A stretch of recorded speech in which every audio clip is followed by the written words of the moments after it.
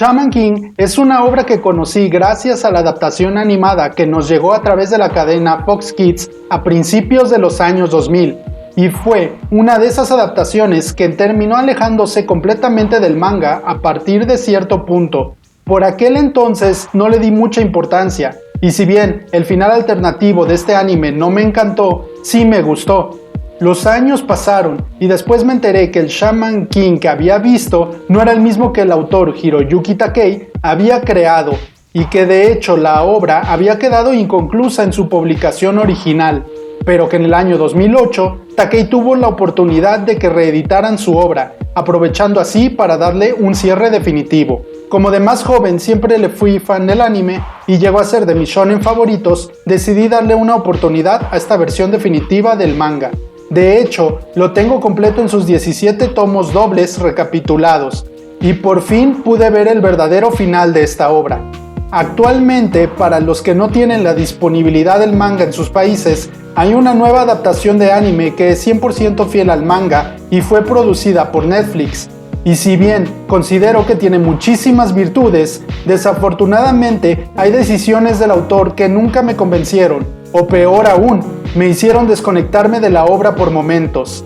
Así que sin más, aquí viene mi humilde opinión acerca de Shaman King. Advertencia: a continuación hablaré de la totalidad de la obra, y por lo tanto habrá spoilers del final de la misma, por lo que si aún no la has terminado y no quieres arruinarte detalles, vuelve más tarde a este video. Shaman King comienza con ideas bastante interesantes como la mayoría de los shonen. La historia trata de chamanes que en este universo pueden ver fantasmas e interactuar con ellos, dejando que posean sus cuerpos y posteriormente en la trama hacer que posean objetos para pelear. La premisa fue original para su momento y las posibilidades eran casi infinitas con las numerosas historias que pudieron contarse acerca de fantasmas con sueños frustrados o con un gran rencor guardado, o inclusive la sabiduría que pudieran transmitir a los personajes principales. Sin embargo, como buen shonen, la obra se centra más en las peleas espectaculares, la acción y el clásico estilo de torneo mundial popularizado por Dragon Ball. Y esto no es malo, aún así la obra mantenía su originalidad, y el sistema de combate siempre me pareció bueno. En los primeros capítulos del manga, Io Asakura, nuestro protagonista, se hace amigo del espíritu de Amidamaru, que es un legendario samurái, y cuando este posee el cuerpo del joven chamán, adquiere todas sus habilidades con el manejo de la katana. Como todo buen shonen, el protagonista se irá haciendo de varios amigos hasta lograr tener una especie de equipo, y estos personajes serán nuestros protagonistas, cada uno con su propia personalidad y sus sueños. Más pronto que tarde en la historia se nos informa de la existencia del torneo de los chamanes para coronar al nuevo Shaman King. Y después de ir resolviendo los mini arcos de presentación de los protagonistas, en el que se sigue un formato en el que Io primero pelea con ellos y estos cuentan su historia para posteriormente volverse amigos, se repite con cada uno de ellos. La historia introduce el nuevo power-up que es la posesión de objetos, y este introduce una nueva manera de pelear. Al pensar en Shaman King, lo que me viene a la mente es el enorme potencial que tuvo la obra en varios aspectos, y que a mi parecer Takei queda a deber en casi todos. Introducciones de personajes como la de Fausto me parecieron fantásticas. De hecho, fue de los puntos que me hizo seguir la obra. Es una historia oscura y que es fácil empatizar con el personaje, mostrando un trastorno severo en su comportamiento actual y cómo se terminó inclinando hacia la necromancia después de haber sido un respetable médico. De igual manera, la historia de Chocolop que conocemos mucho más adelante en la obra es de lo mejor que tiene, tocando temas fuertes como las pandillas, el cometer crímenes para sobrevivir y esa cara de la sociedad que cómodamente preferimos ignorar. Y habla a su modo del ciclo de odio que generamos entre nosotros mismos y que queda muy bien resuelto su conflicto con la aparición de los hermanos Recep y Seiran. Concluyendo en Chocolop, tomando la responsabilidad de sus actos y cediendo su vista a propósito. o por ejemplo el pasado de Io y Anna junto a la historia de Masamune. Realmente cuando Takei se lo propuso, llegó a crear grandes arcos de crecimiento para sus personajes. La obra lleva un ritmo bastante bueno hasta el fin del arco de la redención de Chocolat, y poco a poco lo construido se fue cayendo a pedazos. Hubo muchos personajes que los sentí desperdiciados o que me decepcionaron rotundamente.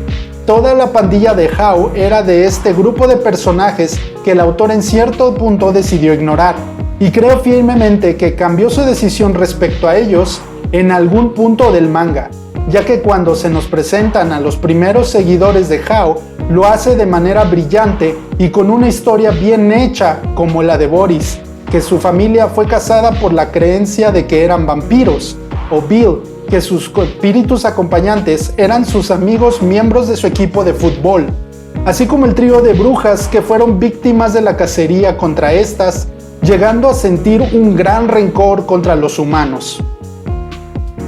Este es el principal apartado por el que considero a Shaman King como un shonen más y que no aprovechó su potencial.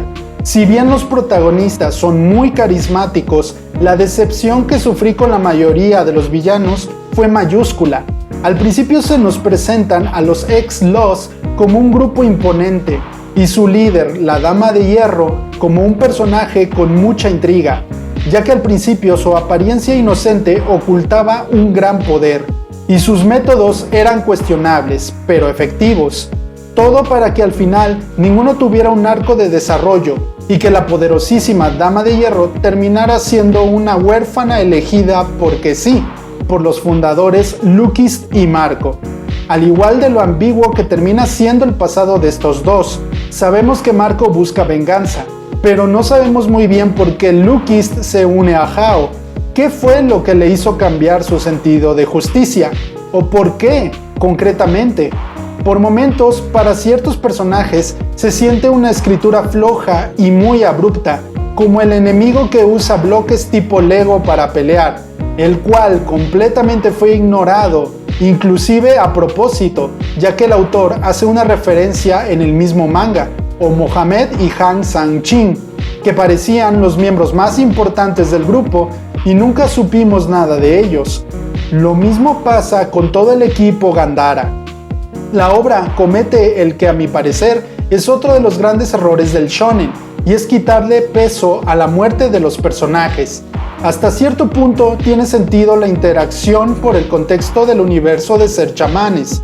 Sin embargo, cae en el sinsentido de que había ciertos personajes que podían revivir personas porque sí, simplemente porque su poder chamánico era inmenso.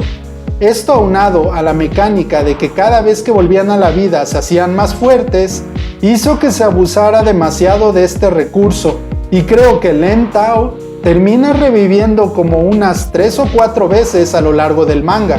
Esto se vuelve un chiste como el de Krillin en Dragon Ball. Otro enorme punto negativo que me desconectaba de la obra era lo constante que los personajes recibían power-ups. Al final sentí que ninguno era relevante, ya que el autor brinca de la fusión de almas, pasando por la posesión de objetos en varios niveles, a la fusión de las 2 espadas de Io, su forma final que es como una armadura que se forma alrededor de él con alas, y posteriormente el uso de un espíritu elemental, y todo en tiempo récord, quitándole el peso a todos los power-ups ya que ninguno termina siendo relevante. Y para terminar este video me gustaría mencionar este apartado, el que considero fue el más desperdiciado de todos. Como mencioné antes, ninguno de los 3 grupos más poderosos de la obra terminan siendo profundos. Sin embargo, el que más me decepcionó fue el mismísimo Hao Asakura. Realmente era el que parecía más prometedor de todos, pero que al final Takei vuelve a dejarlo muy ambiguo. Sabemos que Hao sufrió mucho de niño, desde la pérdida de su madre, la pobreza extrema y la lucha de sus habilidades de leer las mentes de las personas, a la vez que era marginado por ser un monstruo. Esto, más las reencarnaciones que ha tenido, le han ido dando un conocimiento profundo de la naturaleza humana, hasta el punto de considerarlos inferiores, conociendo ya todos sus defectos como raza. pero la mayoría de sus motivaciones quedan en nuestra interpretación y nunca son explicadas con todo su contexto.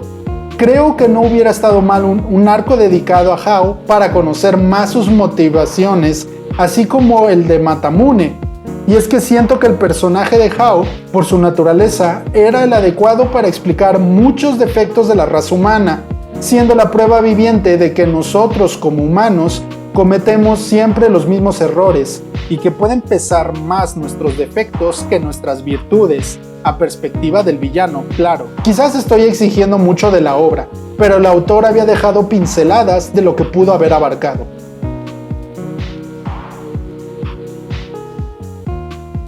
Shaman King es un manga que me gusta, pero no más. Por todos los elementos que deja a medias, no me convence retomarlo seguido.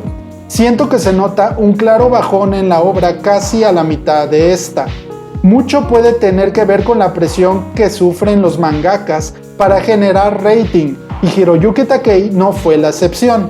También fue víctima del sistema empresarial, pero que desafortunadamente creo que se dio poco a poco hasta dejar medio vacía su obra, dejándonos con ganas de saber más contexto sobre los apaches, su formación, su misión, pero a la vez con grandes aportes muy interesantes como el Gran Espíritu, que es en donde se concentran todas las almas, dándole un concepto único y diferente a Dios, convirtiéndola en una obra de blancos y negros que contrastan demasiado. Gracias por acompañarme en este canal dedicado exclusivamente al anime y al manga, en donde doy mi opinión acerca de algunos temas y hablo de mis gustos. Los invito a ser parte de la comunidad, con respeto e invitando a la conversación en los comentarios. De nuevo, muchas gracias por estar ahí y hasta la próxima.